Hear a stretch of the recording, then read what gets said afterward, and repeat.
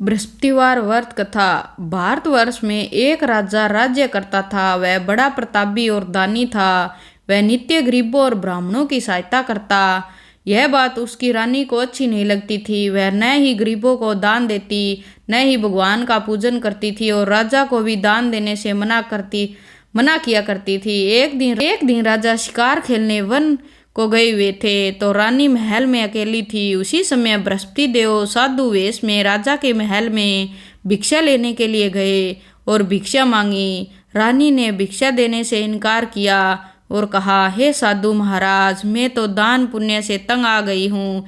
मेरा पति सारा धन लुटाता रहता है। मेरी इच्छा है कि हमारा धन नष्ट हो जाए, फिर न रहेगा बांस, न बजेगी बांसुरी।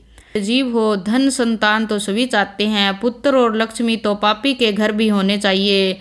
यदि तुम्हारे पास अधिक धन है तो भूखों को भोजन दो, प्यासों के लिए प्याऊ बनवाओ, मुसाफिरों के लिए धर्मशालाएं खुलाओ। जो निर्धन अपनी कुंवारी कन्याओं का विवाह नहीं कर सकते, उनका विवाह करा दो। ऐसे और कई काम हैं जिनके करने से तुम्हारा यश लोक परलोक में फैलेगा। परंतु रानी पर उपदेश का कोई प्रभाव न पड़ा। वह बोली, महाराज, आप मुझे कुछ न समझाइए। मैं ऐसा धन नहीं चाहती जो हर जगह बांटती फिरूं। साधु ने उत्तर दिया, यदि तुम्हारी ऐसी इच्छा है तो तथास्तु। तुम ऐसा करना कि बृहस्पतिवार को घर लीप कर पीली मिट्टी से अपना सिर धोकर स्नान करना, भट्टी चढ़ाकर कपड़े धोना। ऐसा करने से आपका सारा धन नष्ट हो जाएगा। इतना कहकर वह साधु महाराज वहां से आलोप हो गए। जैसे वह साधु कह गया था, रानी ने वैसा ही किया। 6 बृहस्पतिवार ही बीते थे कि उसका समस्त धन नष्ट हो गया और भोजन के लिए दोनों तरसने लगे, संसारिक भोगों से दुखी रहने लगे। तब वह राजा रानी से कहने लगा कि तुम यहाँ पर रहो। मैं तुम्हारे देश में जाऊं, मैं दूसरे देश में जाऊं, क्योंकि यहाँ पर मुझे सभी मनुष्य जानते हैं, इसलिए कोई कार्य नहीं कर सकता। देश चोरी, प्रदेश भीख बराबर है। ऐसा कहकर राजा प्रदेश चला गया।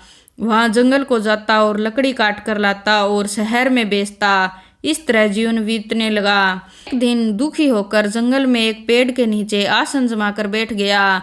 वह अपनी दशा को याद करके व्याकुल होने लगा। बृहस्पतिवार का दिन था। एकाएक उसने देखा कि निर्जन वन में एक साधु प्रकट हुए।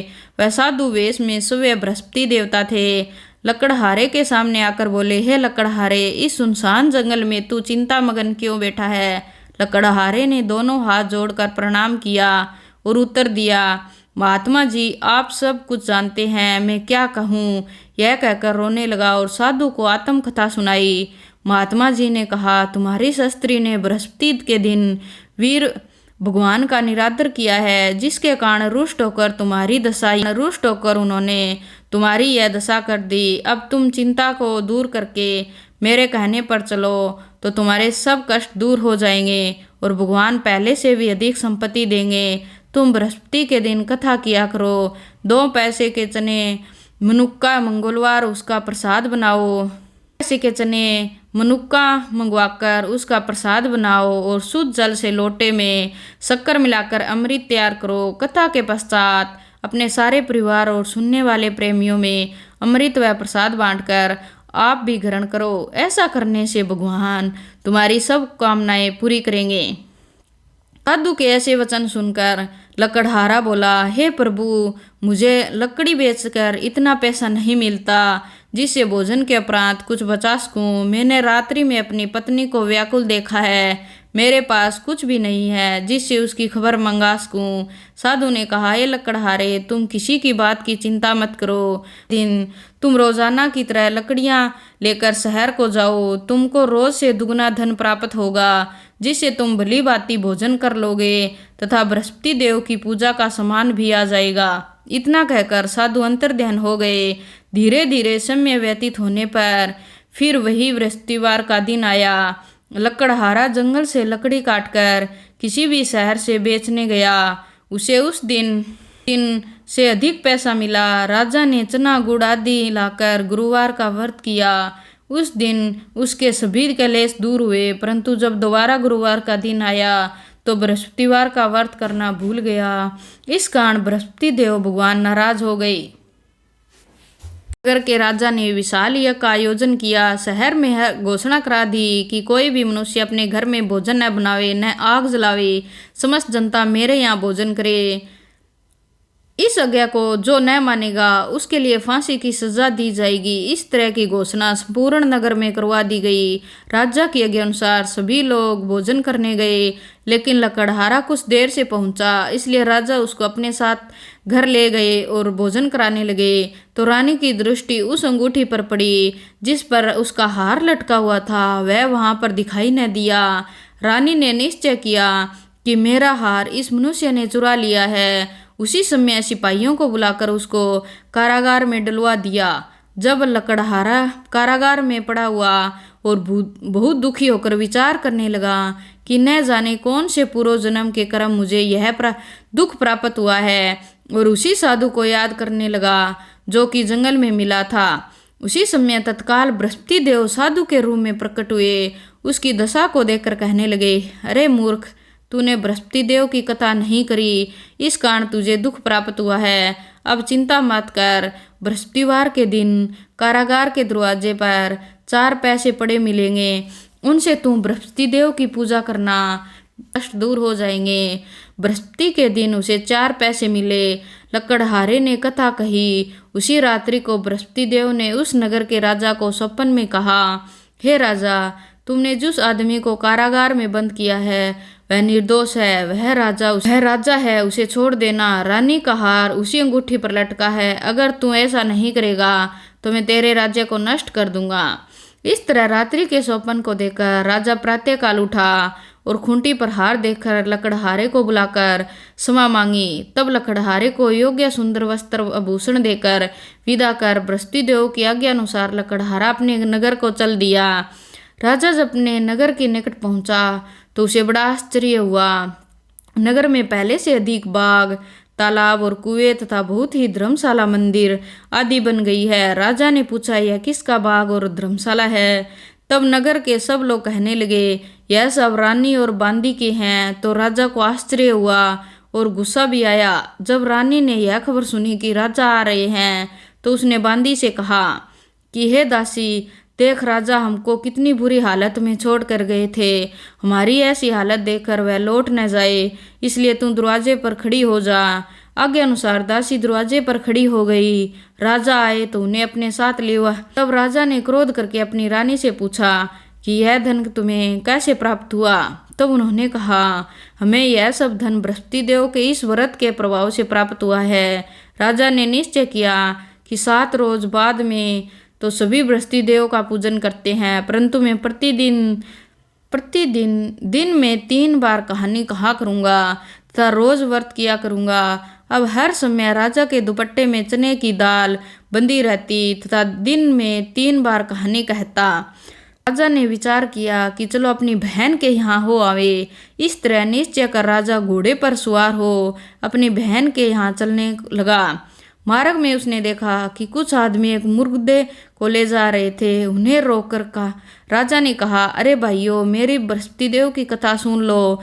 वे बोले, लो, हमारा तो आदमी मर गया है, इसको अपनी कथा की पड़ी है। परंतु कुछ आदमी बोले, अच्छा कहो, हम तुम्हारी कथा भी सुनेंगे। राजा ने दाल निकाली और जब कथा आदि हुई थी कि मुर्दा हिलने लग गया, और जब कथा समाप्त हो गई तो राम राम करके मनुष्य उठकर खड़ा हो गया। आगे मार्ग में उसे किसान खेत में हल चलाता मिला। राजा ने उसे देखकर उससे बोला, हे अरे भाई, तुम मेरी बृहस्पतिवार की कथा सुन लो। किसान बोला, जब तक मैं तेरी कथा सुनूंगा तब तक 4 हेरिया जोत लूंगा। जा अपनी कथा किसी और को सुनाना। इस तरह राजा आगे चलने लगा। राजा के हटते ही बैल पछाड़ खाकर गिर गए तथा उसके पेट में बड़ी जोर से दर्द होने लगा। उस समय उसकी माँ रोटी लेकर आई। उसने जब यह देखा तो अपने पुत्र से सब हाल पूछा। बेटे ने सभी हाल कह दिया तो बुढ़िया दौड़ी दौड़ी उस घुड़सवार के पास गई। उससे बोली कि मैं तेरी कथा सुनूंगी, तू अपनी कथा मेरे खेत पर चलकर ही कहना। राजा ने बुढ़िया के खेत पर जाकर कथा कही, जिसके सुनते ही वह बैल उठ खड़ा हुआ तथा किसान के पेट का दर्द भी बंद हो गया। राजा अपनी बहन के घर पहुंचा। बहन ने भाई की खूब मेहमानी की। दूसरे रोज प्रातःकाल राजा जगा तो वह देखने लगा कि सब लोग भोजन कर रहे हैं। राजा ने अपनी बहन से कहा, ऐसा कोई मनुष्य है जिसने भोजन नहीं किया हो? मेरी बृहस्पतिवार की कथा सुन ले। बहन बोली, भैया, हे भैया, यह देश ऐसा ही है। पहले यहाँ लोग भोजन करते हैं, बाद में अन्य काम करते हैं। अगर कोई पड़ोस में हो तो देखाऊं। ऐसा कहकर देखने चले गई, परंतु उसे कोई ऐसा व्यक्ति नहीं मिला जिसने भोजन न किया हो। तय वह एक कुम्हार के घर गई जिसका लड़का बीमार था। उसे मालूम हुआ कि उसके यहाँ 3 रोज से किसी ने भोजन नहीं किया है। रानी ने अपने भाई की कथा सुनने के लिए कुम्हार से कहा। वह तैयार हो गया। राजा ने जाकर बृहस्पतिवार की कथा कही, जिसको सुनकर उसका लड़का ठीक हो गया। अब तो राजा की प्रशंसा होने लगी। एक रोज राजा ने अपनी बहन से कहा कि यह बहन, तुम अपने घर को जाएंगे, तुम भी तैयार हो जाओ। राजा की बहन ने अपनी सास से कहा। सास ने कहा, हाँ चली जा, परंतु अपने लड़कों को मत ले जाना, क्योंकि तेरे भाई के कोई औलाद नहीं है। बहन ने अपने भैया से कहा, हे भैया, मैं तो चलूंगी पर कोई बालक नहीं आएगा। राजा बोला, जा, कोई बालक नहीं चलेगा तो तुम क्या करोगी? बड़े दुखी मन से राजा अपने नगर को लौट आया। राजा ने अपनी रानी से कहा, हम निर्वंशी है, हमारा मुंह देखने का धर्म नहीं है और कुछ भोजन आदि नहीं किया। रानी बोली, हे प्रभु बृहस्पति देव ने हमें सब कुछ दिया है, हमें औलाद अवश्य देंगे। उसी रात को बृहस्पति देव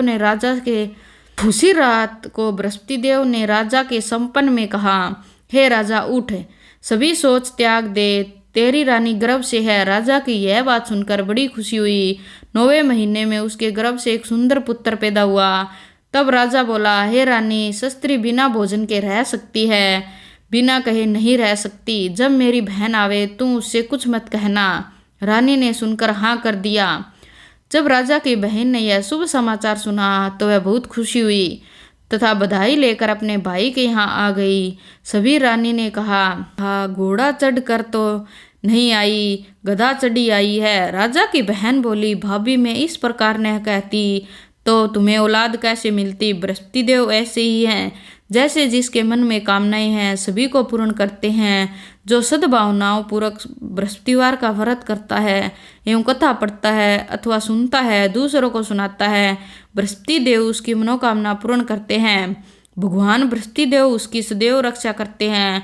संसार में जो मनुष्य सद्भावना से भगवान जी का पूजन व्रत सच्चे हृदय से करते हैं, जो उनकी सभी मनोकामनाएं पूर्ण करते हैं, जैसी सच्ची भावना से रानी और राजा ने उनकी कथा का गुणगान किया तो उनकी सभी इच्छाएं बृहस्पति देव जी ने पूर्ण की थी। इसलिए पूर्ण कथा सुनने के बाद प्रसाद लेकर जाना चाहिए। हृदय से उसका मनन करते हुए जय जयकार बोलना चाहिए। बोलो बृहस्पति देव की जय हो, जय भगवान विष्णु की जय।